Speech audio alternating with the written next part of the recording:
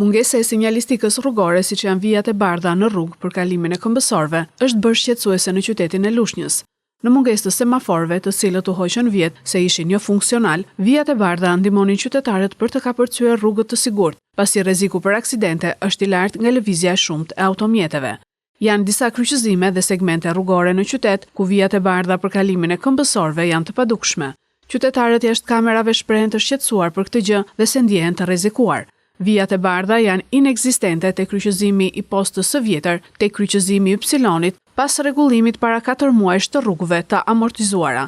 Gjithashtu vijat e bardha, të cilat u përforcuan edhe me vija të kuqe para një viti, po zhduken nën hapat e vazhdueshëm të qytetarëve dhe kushteve të motit.